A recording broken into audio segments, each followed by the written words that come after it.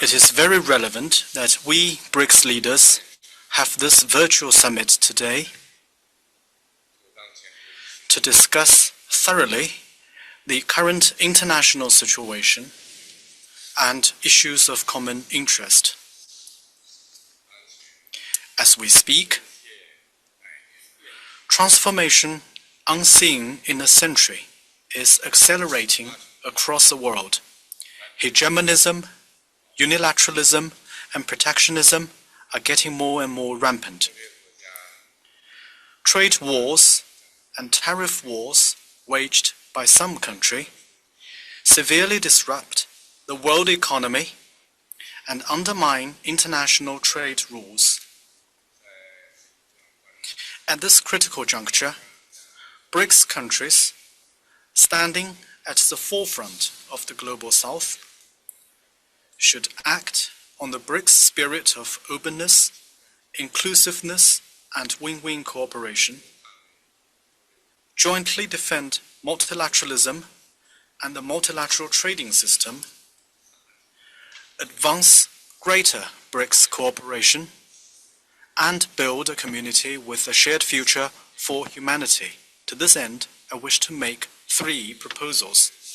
First, we should uphold multilateralism to defend international fairness and justice. History tells us that multilateralism is a shared aspiration of the people and the overarching trend of our time. It provides an important underpinning for world peace and development. The Global Governance Initiative that I proposed is aimed at galvanizing joint global action for a more just and equitable global governance system. We should follow the principle of extensive consultation and joint contribution for shared benefit and safeguard the international system with the United Nations at its core and the international order based on international law, so as to cement the foundations of multilateralism. At the same time, we should actively promote greater democracy in international relations and increase the representation and voice of Global South countries. We should improve the global governance system through reform so as to fully mobilize resources from all quarters and tackle more effectively the common challenges for humanity. Second, we should uphold openness and win-win cooperation to safeguard the international economic and trade order. Economic globalization is an irresistible trend of history. Countries cannot thrive without an international environment of open cooperation, and no country can afford to retreat to self-imposed isolation. No matter how the international landscape may evolve, we must stay committed to building an open global economy so as to share opportunities and achieve win-win outcomes in openness. We should uphold the multilateral trading system with the World Trade Organization at its core and oppose all forms of protectionism. We should promote a universally beneficial and inclusive economic globalization, place development at the heart of our international agenda, and ensure that Global South countries participate in international cooperation as equals and sharing the fruits of development. Third, we should uphold solidarity and cooperation to foster synergy for common development. As a Chinese saying goes, it takes a good blacksmith to forge good steel. We can only cope with external challenges more effectively when we manage our own affairs well in the first place. BRICS countries account for nearly half of the world's population, around 30% of global economic output, and 1/5 of global trade. We're also home to major natural resources big manufacturers, and vast markets. The more closely we work together, the more resilient, resourceful, and effective we are in addressing external risks and challenges. China is ready to work with fellow BRICS countries to implement the Global Development Initiative and advance high-quality Belt and Road cooperation. We should leverage our respective strengths, deepen practical cooperation, and make our business, financial, scientific, and technological cooperation more productive, so as to strengthen the foundation, momentum, and impact of greater BRICS cooperation, and deliver more practical benefits to our peoples.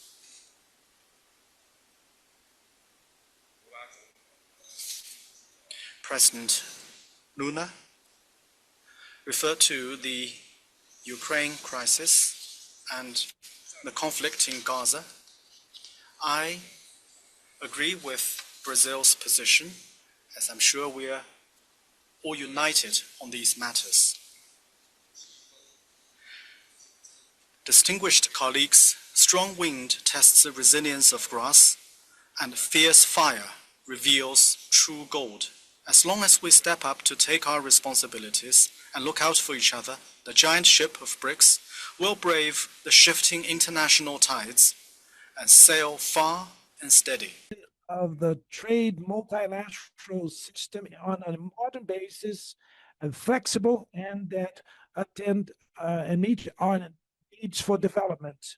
For that, we have to arrive united at the 14th Ministerial Conference of the WTO next year in Cameroon. Dear friends, when the principle of sovereign equals of the states is not being followed, the intervention in domestic issues becomes a common practice. A peaceful solution for controversies is now being replaced by belligerent conduct. Without any support of the international law, the failures that we experience in Afghanistan, Iraq, Libya, and Syria are now repeating themselves.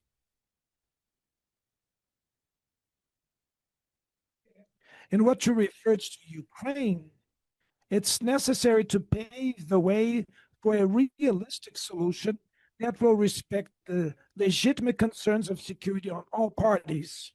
The Alaska meeting and the follow-up in Washington are steps in the correct direction to put an end to this conflict. The African Initiative and the Group of Friends for Peace that was created by China and Brazil can contribute through the promotion of dialogue and diplomacy. Israel's decision to take control of the Gaza Strip and the threat to have the annexation of the West Bank demands from us a firm condemnation. It is urgent to put an end to the genocide that is underway and to suspend military action in the Palestine territories. Brazil decided to join in the case that South Africa presented to the International Court of Justice. We'd support that, and we want to iterate the commitment of the solution, of the two-state solution that will be in the center of the Brazilian action in the high-level conference for a peaceful solution for the Palestine question. In the void of so many crises that have not any solution, terrorism continues to haunt humanity. Brazil did not accept the kidnapped and assassination of innocent people by Hamas, as also the attacks on Kashmir. We know that terrorism is not associated with any religion or nationality. It cannot also be confused. There should be a confusion of the challenge of public safety that many countries face. These are different phenomena, and that should not serve as an excuse for interventions at the margin of the international law. Latin America and the Caribbean region made an option since 1968 to become a zone free of nuclear weapons. For almost 40 years, we are a zone of peace and cooperation. The presence of armed forces of the biggest power in the Caribbean Sea is a factor of tension that is incompatible with the Pacific peaceful vocation of this region. Dear friends, in 2 weeks, we will be gathered in New York City, New York, for the 80th General Assembly of the United Nations. This will be an opportunity for us to speak with one sole voice in the defense of a revigorated multilateralism. We should move forward in enhancing the Security Council of the UN, incorporating new permanent and non-permanent members from Latin America, from Africa, and from Asia. Another central gap in the multilateral architecture of today is in the digital field. Without a democratic governance, domination projects that are centered in some companies of some countries will perpetuate themselves.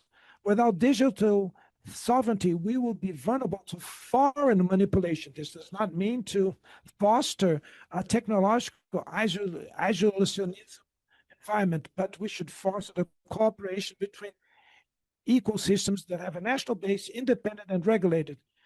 The impact of unilateralism in the field of the environment. The developing countries are the ones that are being more impacted by the climate change. COP30 in the city of Belém will be a moment of truth and science. Besides working for the decarbonization in a planned way of the global economy, we can also use fossil fuels to finance ecological transition.